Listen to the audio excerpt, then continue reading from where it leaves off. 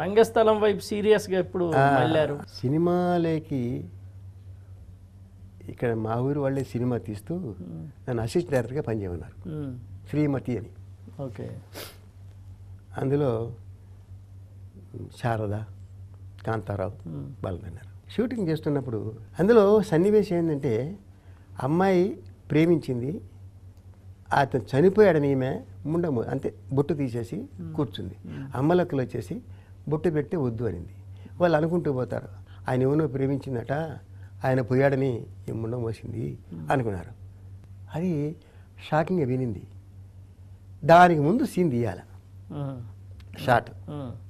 ఆమె నుంచి దాంట్లో ఒక హీరో విలన్ వచ్చేసి, సరోజ నీకు మాత్రం అన్యాయం చేసి వాడేమో బాగుకున్నాడు చెప్పు, ఇది చూడు. ఏమిటి బాబా మామయ్య అంటే, చూడు రవి ఆకస్మిక కుమార్ అని ఫోటో వచ్చింది. అది చూసి మీకు షాక్ని పడిపోయింది. నేను ఎందుకు ఊరుకుండకూడదా, ఏం సార్ అట్లా తీస్తారు షాట్ అన్న. డైరెక్టర్ అవుతా ఏమన్నాడు, నా దట్స్ నాట్ ది వే అన్న. ఏంటన్నాడు, అలా కాదండి మీ డైలాగ్ ఏం మార్పు ఉండదు అని ఉండదు, ఇట్లా చేయండి అన్న. డైరెక్టర్ ప్రొడ్యూసర్ అన్నిటి చూస్తున్నారు, ఈ వీడియో కూడా అని. సరే అట్లా కాదు, ఒక కిటికీ దగ్గర పెట్టండి ఆమెను. బయట చూస్తున్నామండి, బయట ఒక చెట్టు అల్లలాడుతూ ఉంటుంది గాలికి. ఆ చెట్టును చూస్తాను, తన మైండ్ అన్నమాట అది. గాలి చెట్టులాగా తన మనసు ఊగుతూ ఉంది, అలా చూస్తుంది. వాడు వచ్చేసి, సరోజ నిన్ను మాత్రం చేసిన వాడు ఏం బాగుకున్నాడు చూడు అంటాడు. ఏమిటి మా చూస్తుంది. ఆ ఫోటో చూస్తే రవి ఆకస్మిక మరణం ఉంది. అది చూడగానే ఒక పెద్ద ఫ్లాష్ పడింది, గట్టిగా వచ్చి పడిపోయింది. ఆ ఫ్లాష్ ఏమిటంటే, బయట ఆ చెట్టు మీద ఇది పిడుగుపడింది. అది నెక్స్ట్ షాట్లో చూపిస్తాం, పడిపోయి మోసిపోయినట్టు. అంటే అందరూ బెంగాలీ టైప్ తీయాలన్నారు. బాగా రెడ్డికి కొంచెం బాగా విజయభాస్కర్ రెడ్డి అని ఆయన కోపం వచ్చింది. సరే అప్పటికేమని లేదు అంటే, అది కాదమ్మా ఇప్పుడు ఈ షాట్ తీసేసాను అనుకో మళ్ళీ అదండి ఆ తర్వాత నేను చెప్పాను మీ ఇష్టం చేసుకోండి అన్న. తీశారు, అది తీయలేదు, ఆ పిక్చర్ ఫెయిల్. అంటే ఏమైందంటే, మనకు ఫీల్డ్లో పోయిన తర్వాత మనకు తెలిసి కూడా చెప్పకూడదు, చాలా కష్టం. ఎదుటివాడు సహించుడు, వాడు చెప్పిందంటే అర్థం ఉంది, ఏం అక్కర్లేదు, చెప్పకూడదు మనం. ఆ స్థితిలో ఉంటుంది. కాబట్టి ఫీల్డ్లో ఈ ఫీల్డ్లో పోయిన తర్వాత ఒక అసిస్టెంట్ కానీ ఒక డైరెక్టర్ కానీ చేరాలంటే చాలా కష్టపడాలి. ఎక్కువ పాలిటిక్స్ జరుగుతుంటాయి, మన ముందు ఎక్కువ మాట్లాడితే వెనకాల కూడా మాట్లాడుతుంటారు. సో బెస్ట్ థింగ్ ఈజ్ కామ్గా కీప్ క్వైట్. ఎవరికైనా అలా నమస్కారం సార్ అంతే. ఏంటి ఎన్ని పిక్చర్లు యాక్ట్ చేస్తున్నారు, లేదండి అంతేగాని 4 మాటలు చెప్తే 10 చెప్తారు వాళ్ళు. సో ఫీల్డ్లో చాలా మెలకుగా ఉండాలి అని నాకు అర్థమైంది. నేను ఎవరికైనా అది చెప్తుంటాను, ఫీల్డ్ ఏం చేయదు. ఆ విధంగా నంబర్ ఆఫ్ పిక్చర్స్ చేశాను. తర్వాత తాపీ చాణి గారితో నాకు బాగా పరిచయం. వాళ్ళు మా మెడ్రాస్లో బాంబేలో ఒక పిక్చర్ తీస్తూ, అది రామ్ और శ్యామ్, ఆ పిక్చర్ 100 days సెలబ్రేట్ చూసి ఆయనకు చాలా సన్మానం చేశారు. ఆయన ఒక గొప్ప రిచ్ మ్యాన్. సార్ మీరు నాకు ఒక సినిమా తీయాలి, ఇదిగోండి 1 లక్ష రూపాయలు చేతులు పెట్టారు అడ్వాన్స్ అని. సబ్జెక్ట్ నా దగ్గర నుంచి ఎక్సర్సైజ్ బుక్ మీద 2 లైన్లు రాసి చూపించాడు. ఇది కథ, ఇది తీయాలన్నా సార్, ఇది కాదు ఎల్లుండి మంచి రోజు, ఆ రోజు ముహూర్తం పెట్టండి అన్నాడు. ఎల్లుండి ఎట్లా తీస్తామయ్యా అన్నాడు. తీయాలి సార్ అన్నాడు.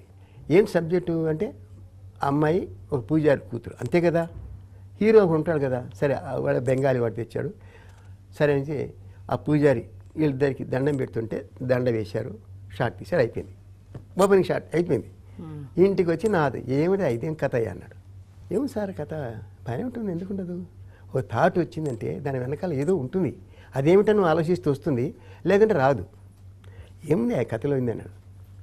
డిస్కస్ చేద్దాం వేరే మాట ఇది అనేసి డైలీ ఒక 10 days ఆయన కథ నేనే చెప్తా పోయాను. బాగానే ఉంది, బాగుంది అనేవాడు. 10వ రోజు అయిన తర్వాత నేను నైట్ 4 గంటలకు వెళ్ళిపోతున్నానాయా, మనం ఇంత డిస్కస్ చేసాం, నాకు గుర్తు లేదే అన్నాడు. నేను ఎవ్రీడే స్క్రీన్ ప్లే రాశాను సార్. ఎప్పుడు అన్నాడు, నేను నైట్ అదే పని చేశాను, స్క్రిబుల్ చేసి పెట్టానన్న, అది ఇస్తావా అన్నాడు. ఎందుకు రేపు పొద్దున్న టైప్ చేయించేసి నేను బాంబేకి పంపిస్తాను పోని పంపించేశాను. ఆ నెక్స్ట్ డే టైప్ చేసేసి రిజిస్టర్ పోస్ట్లో పంపించేశాను. వాళ్ళకి చేరింది, వాళ్ళు చదువుకున్నారు, సినిమా తీశారు. అక్కడ అన్నాడు, ఇక మీద పిక్చర్లు నువ్వే చేస్తావు, నేను అట్లా డైరెక్ట్గా ఉంటాను అన్నాడు. నా దురదృష్టం ఏంటంటే ఆయన చనిపోయాడు. తాపించానికి ఉండింటే ఈ పాటికి నేను పెద్ద డైరెక్ట్ అయ్యేవాడిని. అది పోయింది. సో ఇలా మీరు సినీ నేపథ్యంతో రంగస్థలం వచ్చి అటు ఇటు సార్ ఆ. సినిమా డ్రామా ఏదైనా సమానంగా నేను లైక్ చేస్తాను సార్. సుమారుగా ఇప్పటి వరకు మీరు ఎన్ని నాటకాలు? చాలా నాటకాలు చేశాను. చాలా చేశారు. చాలా చేశాను. దాంట్లో మీకు బాగా నచ్చింది? నాకు మంచి పేరు వచ్చింది మీ నాటకమే. అది రీసెంట్గా కదా మీరు చేసింది? లేదు, అన్నిట్లో కూడా ఋత్విక్ నాకు మంచి పేరు వచ్చింది. తర్వాత మీ నాటకాల్లో ఎక్కువ సాంకేతికత కనిపిస్తుంది. అవును సార్. దానికి కారణం ఏంటంటే నేను మొదటి నుంచి కూడా నాకు నిక్నేమ్ ఉంది. సినిమా వాళ్ళు అంటుంటాయి, ఈ డ్రామాలు ఎన్నో వేస్తుంటాం కదా, డ్రామాలు వేస్తే ఏమైందంటే నాకే ప్రైజ్ వస్తుంది.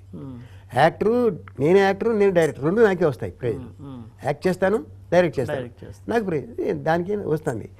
కొందరు మనం ఫ్రెండ్సే ఏదో లైట్ వేసుకొని ప్రైజ్ తీసుకుంటున్నాడు.